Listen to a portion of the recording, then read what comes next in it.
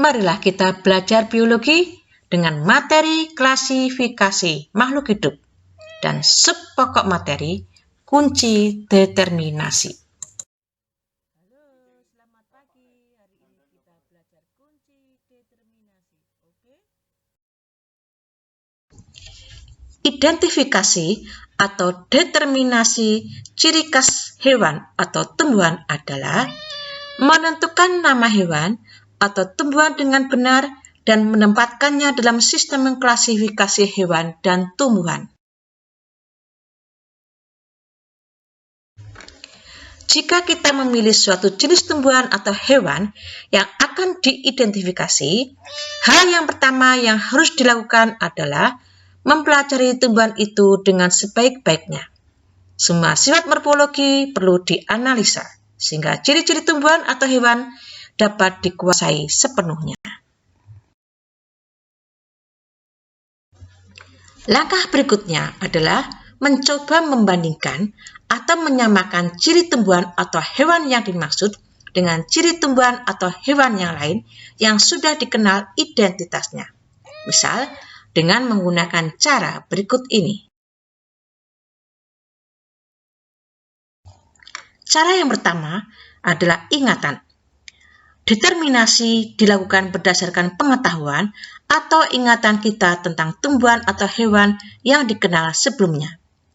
Cara yang kedua, bantuan orang lain. Determinasi dilakukan dengan meminta bantuan para ahli. Berikutnya adalah menggunakan spesimen acuan. Identifikasi dilakukan dengan membandingkan secara langsung dengan spesimen acuan yang biasanya telah diberi etiket bertuliskan namanya. Spesimen dapat berupa koleksi kering atau koleksi basah. Dengan cara pustaka, determinasi dilakukan dengan membandingkan dengan atau mencocokkan diri tumbuhan atau hewan yang akan diidentifikasi dengan deskripsi serta gambar-gambar yang ada dalam pustaka. Misalnya, dengan menggunakan kunci determinasi atau kunci identifikasi. Dengan menggunakan komputer, perkembangan teknologi di bidang komputer dan biometrika berhasil menciptakan suatu program komputer yang dapat menyimpan, mengolah, dan memberikan keterangan tentang tumbuhan atau hewan. Oleh karena itu, determinasi hewan atau tumbuhan dapat dilakukan dengan bantuan komputer. Penggunaan kunci identifikasi merupakan cara yang paling sering digunakan untuk mengidentifikasi tumbuhan maupun hewan, terutama bagi yang tidak memilih spesimen acuan.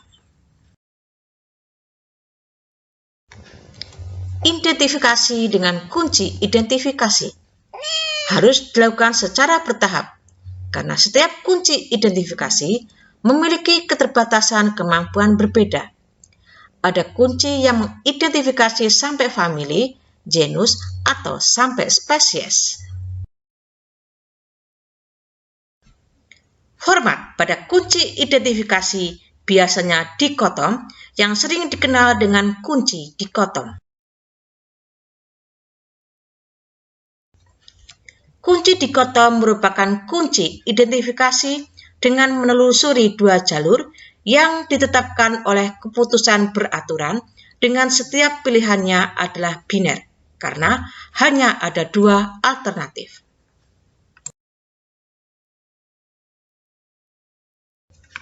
Kunci dikotom terdiri dari sederetan bait atau kuplet yang diberi nomor, dan setiap bait terdiri dari dua baris yang disebut penuntun.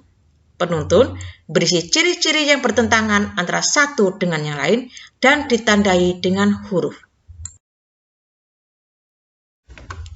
Ciri tersebut disusun sedemikian rupa, sehingga selangkah demi selangkah pemakaian kunci identifikasi memiliki satu di antara dua dan beberapa sifat yang bertentangan dan seterusnya, yang akhirnya ditemukan satu identitas.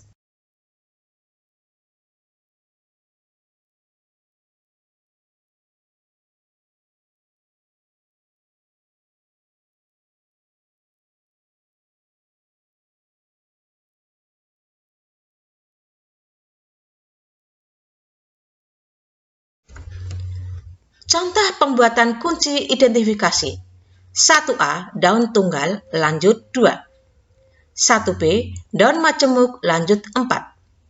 2A, bangun daun bergaris, lanjut rumput. 2B, bangun daun lebar, lanjut 3. 3A, tepi daun bergerigi, lanjut kembang sepatu. 3B, tepi daun bercangap, lanjut kentang. Nah, sekarang kunci determinasinya adalah untuk rumput 1A, 2A. Sedangkan kembang sepatu 1A, 2B, 3A.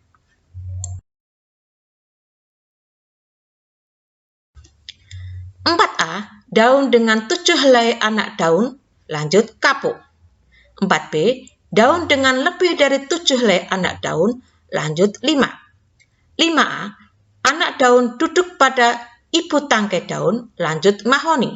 5B, anak daun duduk pada cabang tingkat 1 dari ibu tangkai daun, lanjut kembang merak. Berdasarkan data di atas, tulis kunci determinasi pada A. Kembang merak, B. Mahoni, C. Kapuk, D. Kentang. Demikian belajar kita pada hari ini. Jangan lupa like dan subscribe-nya. Terima kasih.